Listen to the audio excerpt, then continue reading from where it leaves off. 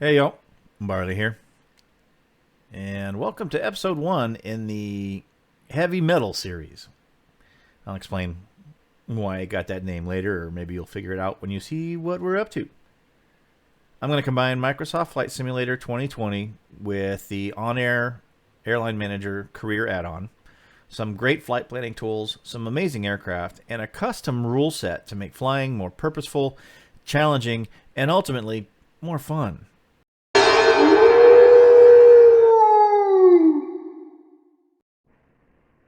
In the first episode, we'll set up our company, apply the rules we want to fly under, discuss some helpful hints, and obtain our first aircraft. And on air, there are 3 worlds. You can see all 3 of them right there on the screen.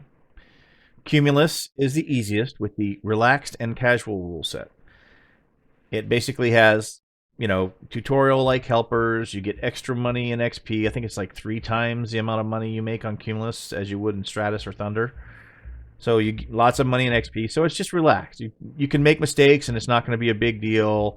You won't have to recover from whatever. If you have lots of aircraft, you don't pay the extra fees that you do on the other 2 servers. If you have lots of FBOs, there's no like exponential costs like there is on the other 2. So it's just easier.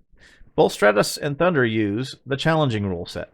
The only difference between the 2 is that Stratus allows you to hire AI to fly your aircraft, whereas on Thunder, it has to all be humans.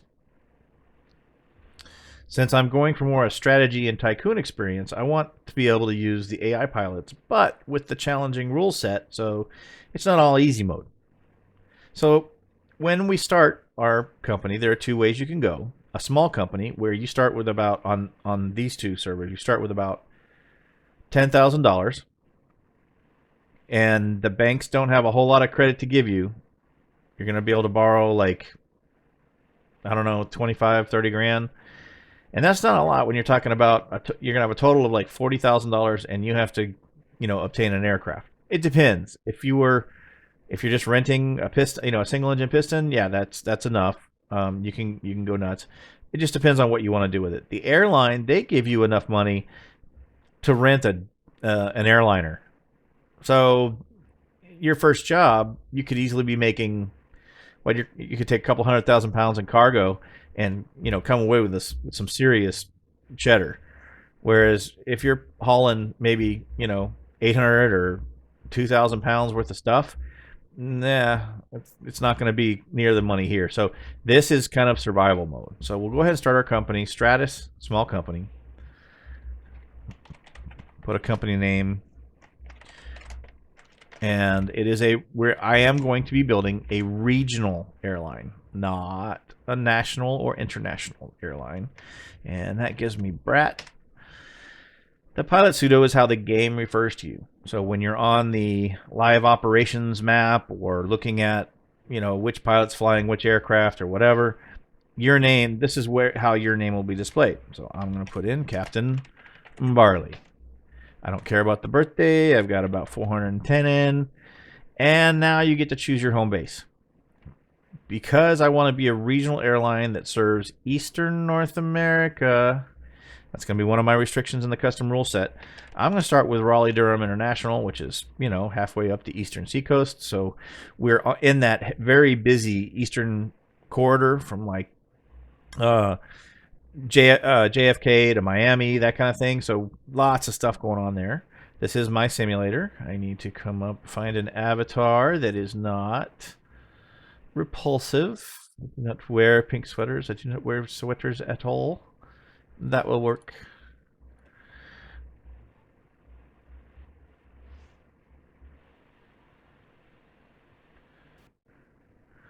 Huh. I don't know why I didn't hear the on-air or whatever. Huh. Are the sounds turned off? Did I do something? No, general sounds are on. Okay. Anyway, this gets to the rest of my rule set, since we're here anyway. Is I'm going to use the toughest rule set that's possible, which means turn on everything. So, failures during simulator flight, which means when I'm flying, an instrument might die, or something else might not work and I have to deal with it. The better you maintain your aircraft, the less frequent stuff like this happens. So if you're good about maintaining your aircraft, this won't have a great effect, but you get a 3% XP bonus on every flight you fly while that's turned on. So big bonus, possible headache. I'm taking it. The other one is realistic procedures in the simulator. This is a slew of things. If you want to read the rules, you can click on that and it'll tell you what they all are, but it's like not too many positive or negative G's, no bank angles over 45 degrees. Anything over a piston plane needs to have flaps for takeoff. Landing lights have to be on at certain altitudes. Making sure your beacon is on before engine start and that the only lights on when you shut down are the beacon. That kind of stuff. So there's a whole bunch of rules, and they're basically saying that your airline has a set of procedures, which is totally normal, and you have to follow them, or you get a reputation hit or an XP hit, or both. I'm going to leave all of these checked. I've done sightseeing and base camps. Factories aren't in yet. I'm not done a race, and I haven't done a rescue mission, but I'm planning to show y'all everything in OnAir. So we're going to experience rescue missions and races together. Other than that, make sure hardware rendering is checked. I mean, if you have any sort of graphics capability on your computer, this is far better than just going all software. It's a very skippy, stuttery experience without the hardware rendering. Mainly on the map screens, if I remember right. I've just had that on for a long time. The other thing, make sure your simulator is set. Turn this on, automatic update. That's all good stuff. And this UTC offset is very important. The first reason being why is because if there is a single aircraft in the air that belongs to your company, you can't change this stuff. Which is fine when it's just you or maybe one AI pilot. But once you get to 12 or 14 crews out there and a bunch of aircraft, they're going to be in the air most of the time. So it's going to be real hard to change these things. The offset, basically right now, because zero offset, if it's 9 o'clock here, it's 9 o'clock in the simulator. Well, if you get home at 7 o'clock every night from work, and you can't get to the simulator until about 8:30 or 9 o'clock, do you want to fly at night all the time in the simulator? Well, if not, then you set an offset. If it's 9 o'clock now, let's say I'd want to fly, we could start our day, like if I started at 9 o'clock every night, I could say, okay, well, minus 12. That would mean it's 9 a.m. in the simulator when I start. I'm probably going to do something more like minus 10 for now. And this will be always how your AI pilots see it. So if they're flying into an airport and it's closed from this time to that time, well, if they get there and it's closed, well, you know, you have to deal with the mess that creates. For you, though, when you set up a flight, you're still able to modify this before you go fly, and you'll see that in the next episode. So those are all the rules that we're going with. So far, I've said for our custom rule set is Eastern U.S. only, and I'll show you what I mean by that because there is a specific location. So let's pull up the multiplayer map. So this is all of the humans that are flying right now on our server, our world, so to speak. Well, this is U.S. There's also Europe, Southeast Asia, Japan, and of course everybody's messing around in New Zealand now because World Update 12 added some airports and geography and points of interest in New Zealand, so everybody's messing around over there. Here, you've got your 3 busy corridors: the eastern coast, the like Chicago to Dallas corridor, and then the west coast, kind of Seattle to San Diego thing. Our base is right here in the middle of it all. But again, each one of these planes is only a human pilot. The AI pilots do not show up on the screen. But each one of these human pilots probably has 10, 12, 20, who knows how many AI pilots also flying for them. So there's a lot of flight activity going around. If you see this, it's because the plane is in warp. It means that the human pilot sped up simulator time because they didn't want to sit in a 3-hour cruise. So they sped up simulator time, so it only took them 45 minutes instead. But in OnAir, the plane doesn't magically get from Paris to New York in an hour. You know, in an A380 or 747 or whatever. It doesn't magically get there faster. So what happens is, sure, you sped up the whole thing and you got there in 45 minutes or an hour, but you won't be able to use that aircraft again, and you personally won't be able to fly again until the aircraft would have actually landed. And that's what this is saying, is it's in warp until 3:30, so another hour and a half. So this guy, probably just did his flight and then went to bed. Tomorrow morning, his plane and his pilot will be available. There's another one in warp right there. All the rest of them just means that it's flying. Somebody's flying in a simulator, and these are all human pilots, so that's what you would expect. And somebody's flying a helicopter. So for the geographic thing, what I'm doing is I'm using the west borders of Nebraska, South Dakota, and North Dakota as a line, and saying from this line east in North America only, right? North America and parts of the Caribbean. So North America and the Caribbean, the parts of the Caribbean that are, I guess parallel to North America. So all the way down to about the southern tip of Mexico across, right? This is the only place, and into Canada. This line of longitude east is the only place we can either start or end our flight. Any flight.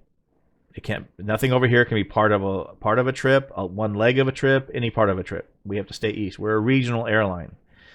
Second rule: turboprops only. We are only going to use turboprop airplanes, which creates a bit of a challenge. One, they're more expensive, which is, you already know, that's why we got the one we got, or the one we're going to get. And then the weather has to be live weather. The AI pilots always fly under live weather, but I'm going to force myself to do the same. And then the realistic procedures and the sim failures. So basically, kind of a survival mode, the toughest you could put it together. So we'll get off the multiplayer map. And then one problem we need to solve by the end of this evening, since we've set everything up, is we need to obtain our first aircraft. Now, to do that, we're going to have to borrow money, because $10,000 isn't going to get us anything that we could make money off of. So in here, you're going to find out we need to do something before we can get loans. It's going to yell at us. We can't get loans yet because we don't have loans checked in our skills tree. So we'll go there, and it's bank loan agreements. We have one skill point because we're level 1. And we could spend it here, here, here, or here. Well, since I need money to buy a plane, I'm going to spend it on bank loans, hit save, and now the bank is open. We're going to borrow as much money at as low an interest rate as we can. So you can see there was 20, 10,000, roughly 7, blah, blah, blah. So we're going to go with 20K at 11.7%. There's our loan, but you notice what happened.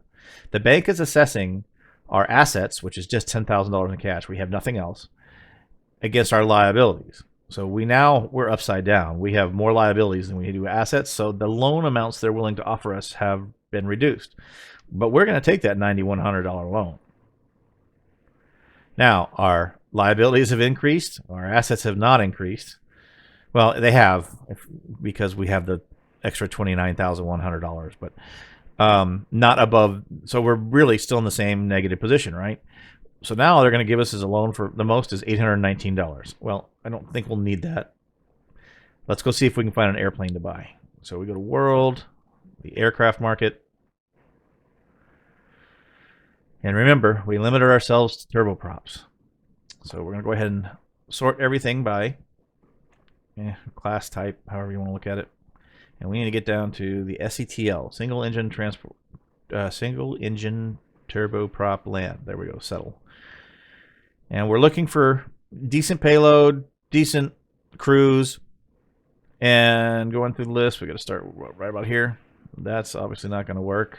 It doesn't carry very much. No, the PC-12, good carrying capacity. No, that one, good cruise speed, but the only one available in Microsoft Flight Simulator is from the marketplace, and it's from Carinato. It doesn't have very good reviews. So I'm not going to spend the money on it, so we're not going to fly that one.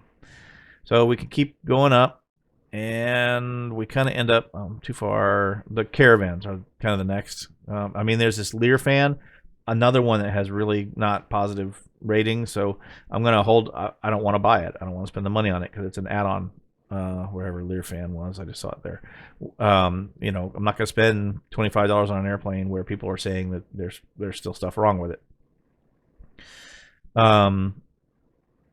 So that leaves the Grand Caravans, which have good carrying capacity and a decent cruise speed.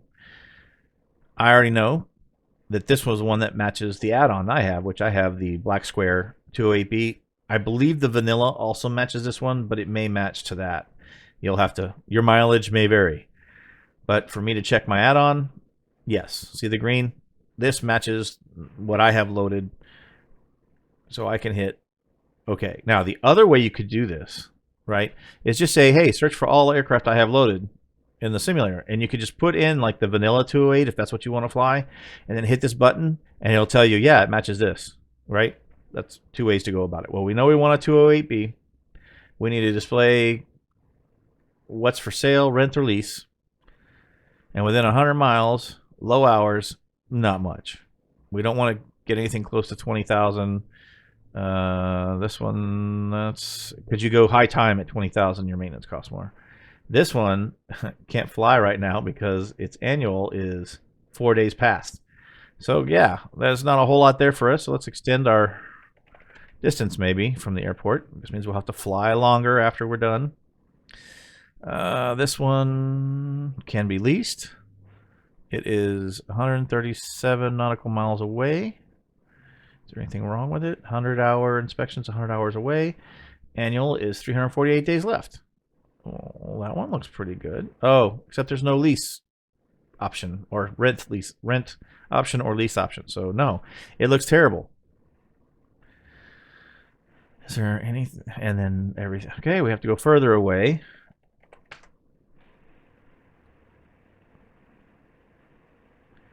Again, that's the one you can't rent or lease.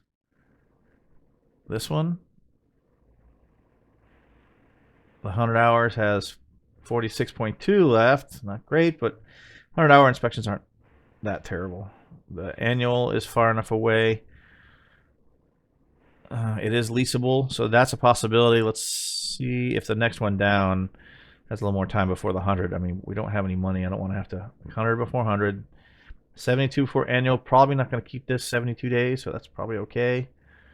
How far away is it? 252. So much for the filter. I guess it wasn't exact. Yeah, the annual's okay. I think this will be the one. Let's just go ahead and lease this. Now we have to configure it. Oh, and why did I choose a lease? I guess I should have. Here, let's cancel. Oh, well, one, there was no rent option. But if there was a rent option, it would probably have been like $2,000 per flight hour. Well, that means in 5 hours, it would have been the same as leasing because this is weekly. Renting is per hour. Leasing is per week. Well, we'll do 5 hours in half a day, especially with an AI pilot, right? So renting, if you're going to keep the aircraft for more than 1 day, doesn't make any sense. If you need it for one flight and one flight only, rent. If you're going to use it for at least a full day, which is duty day for a pilot in the AI pilots is 14 hours. It just wouldn't make any sense to rent. So we're going to go ahead and lease. Now we need to configure it. I'm going to teleport myself to where the aircraft is, which is N68. Great, that's going to be like a size 0. Does it have fuel on board? Now that I know it's at a small airport. Forget where we normally find that. Engine, registration, airframe. Where is fuel on board? 81 gallons. So N68 has 4,000 gallons of jet at 5. That's fine. And what kind of... Oh, and it's a county airport, so it's asphalt, grass strip. Okay, so that's fine. It is a size 0, though. No, size 1. Okay. So let's go back. So we're back here. We are going to lease this. Everything makes sense. But I don't like this configuration. It's in a full eco configuration. So I could carry 14 eco passengers. I can't carry any passengers yet because I have to get the passenger license, which we'll do shortly. but only eco. I can't carry business or first because you cannot downgrade passengers. But you could either go no seats and you get an extra 900 pounds of cargo capacity, but you can't carry any passengers. Or my choice is I'm going full first class. I get an extra 300 pounds of cargo, and if I find a really good paying job, but it's for 9 eco or 5 business and 4 eco or 2, 5, and 2 or whatever, I can upgrade my eco and business passengers to first class. You can't downgrade them, but you can upgrade them. So this gives me the most flexibility.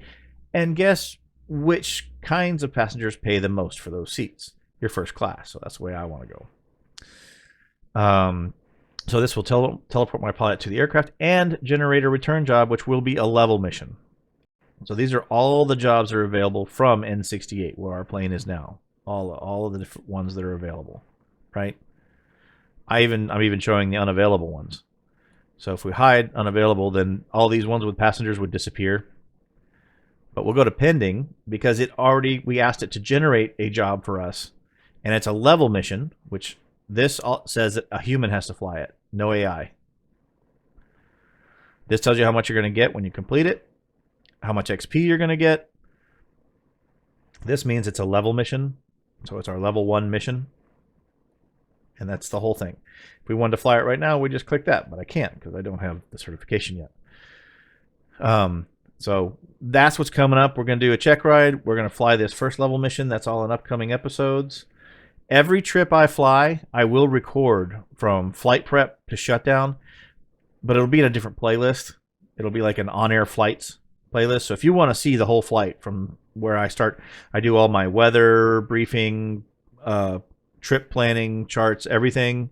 How I know how much fuel I'm going to need, all that kind of stuff, all the way to shutdown. I'm going to make those videos. I'm going to record all that. But I'm going to keep it separate from the on-air specific stuff so that if you're just interested in seeing how on-air integrates with the flight simulator and how the game basically works, then this playlist will be where you want to stay. When I do things during a flight, like I do all my work orders while I'm in cruise, those parts will be, copied and put into this playlist. But if you don't want to watch an entire 2-hour flight, you don't have to. And if you do want to watch it, they'll be recorded. And if you like what I'm doing in this playthrough, remember to like and subscribe. That will help the channel grow, and it'll let you know when the next episode drops. Thanks for watching. Barley out.